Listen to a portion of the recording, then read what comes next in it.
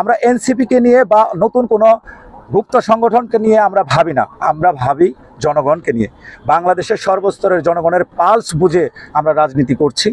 জনগণের চাওয়া পাওয়া এবং জনগণ কি চায় সেই ব্যাপারে আমরা সচেষ্ট রয়েছি, সেগুলো বাস্তবায়নের জন্য আমরা নিরলস পরিশ্রম করছি।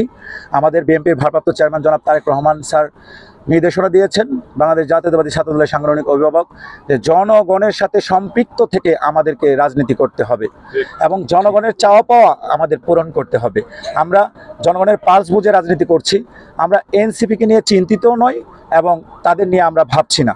তারা তাদের মতো রাজনীতি করছে, আমরা আমাদের মতো রাজনীতি করছি, কিন্তু তাদেরকে নিয়ে আমরা ভাবছি না। আমরা ভাবি বাংলাদেশের সর্বস্তরের জনগণের পালস, জনগণকে নিয়ে আমরা ভাবছি। আমাদেরকে তারা প্রতিদ্বন্দ্বী ভাবতে পারে, কিন্তু আমরা তাদেরকে প্রতিদ্বন্দ্বী মনে করি না। RICL TMX, যুগের পর যুগ স্থাপনা থাকে মজবুত। আমরা বাংলাদেশ জাতীয়তাবাদী ছাত্রদল কেন্দ্রীয় সংসদের নেতৃত্বে যদি ঢাকার শাহবাগে বা শহীদ মিনারে কোনো প্রোগ্রামের আয়োজন করা হয় এবং পাশাপাশি যদি এনসিপি কোনো প্রোগ্রামের আয়োজন করে, আপনারাই দেখবেন যে বাংলাদেশ জাতীয়তাবাদী ছাত্র দলের প্রোগ্রামে জনস্রোত হবে। তার তুলনায় আমরা কখনোই এনসিপিকে আমরা বাংলাদেশ জাতীয়তাবাদী ছাত্র দলের সাথে প্রতিদ্বন্দ্বী মনে করি না, কম্পেয়ার করি না।